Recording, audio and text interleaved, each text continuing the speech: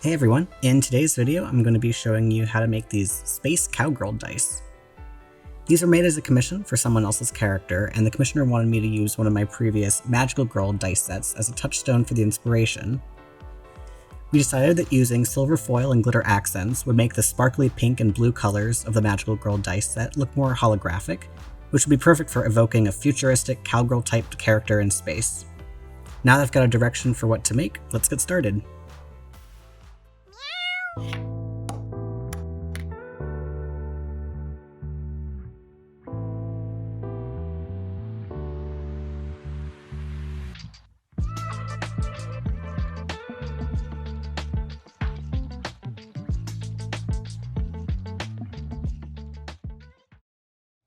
I'm starting off by drawing some custom shapes on my computer with input from the commissioner.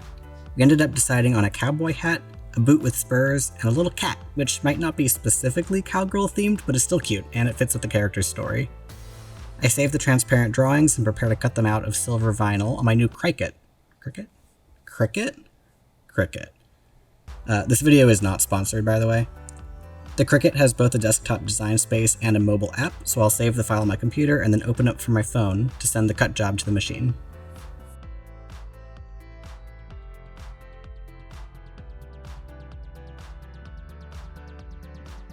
Once the machine is finished cutting, I'll carefully peel the extra vinyl away and leave my shapes behind. I won't be using these just yet, so I'll set them aside while I work on prepping the mold.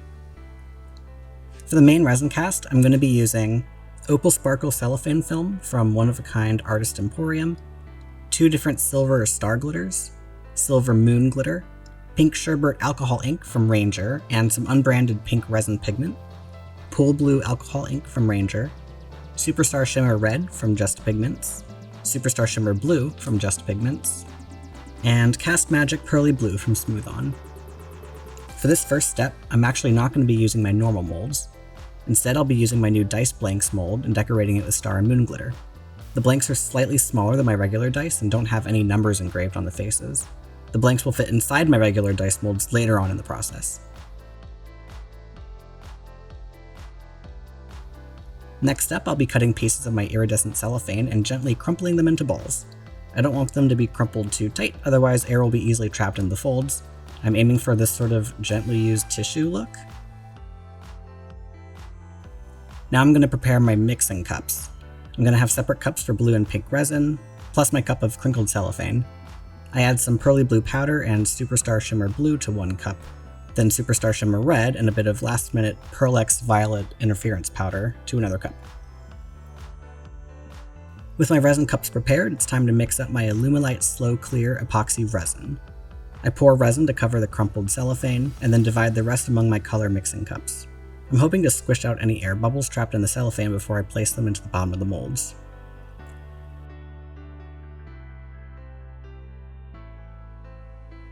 I then add my colors to each mixing cup, including a last-minute decision to include a second blue cup with some white pigment to make it more opaque. I begin pouring sparkly pink into the molds, letting it flow into and around the cellophane. Then I'll add some translucent blue, a drizzle of opaque blue, and top up whatever space is left with the rest of the other pink. I use my popsicle stick to smear some extra resin on the mold lid, and then use a lighter to pop any surface bubbles. I carefully lock the lid in place, making sure not to press down too hard, then put everything in the pressure pot to cure at 30 psi. Once the resin has finished curing, I take the mold out of the pressure pot and open it up.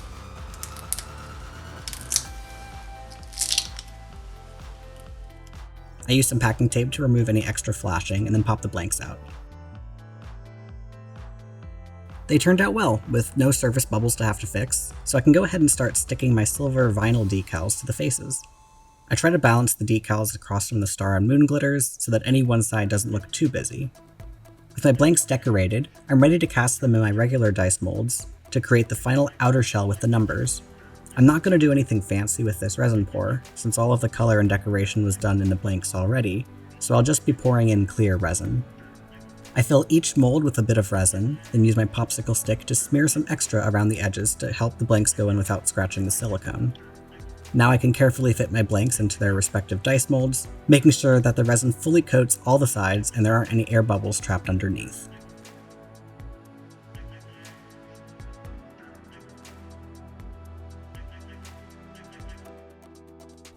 Once everything's in place, I coat my lid with extra resin and pop it on, fill my reservoirs to top them up, and then stick this in the pressure pot to finish curing overnight. The next day, I pop the dice out of their mold and send photos to the commissioner for review. They get approved, so I let them sit for a few more days to fully finish curing before inking and polishing.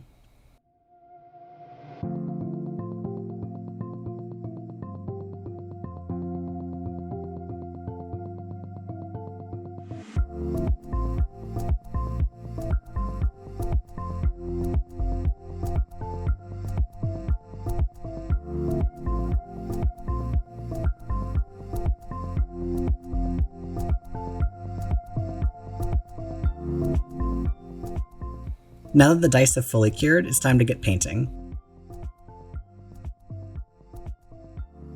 I'm going to use some 99% isopropyl alcohol, Folk Art matte lavender paint, and strips of paper towel for this process. Using a small paintbrush, I fill the numbers with paint and then use a paper towel strip and alcohol to wipe away any excess paint from the face.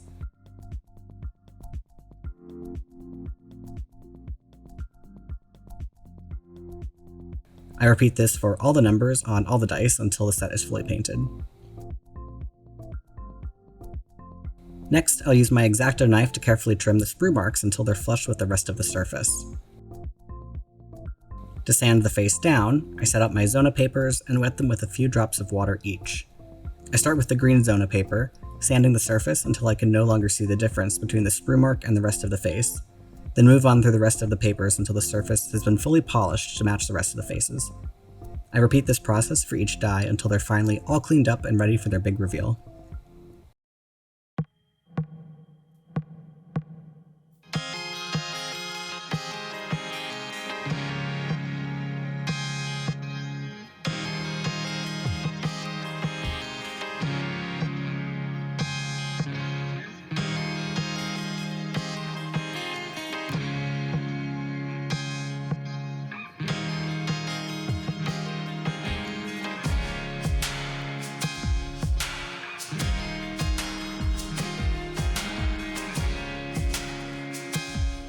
I want to thank my commissioner for giving me the chance to make these dice for their character. I always look forward to projects like these where I can have fun working with new techniques, so I truly appreciate the opportunity. If you're interested in commissioning me for your own set of dice, visit my website at catmagedice.com to learn more about the process. If you like this video, let me know by using the like button, and if you want to see more videos like this, be sure to subscribe and hit the bell icon for notifications. Thanks so much for watching, and have a nice day.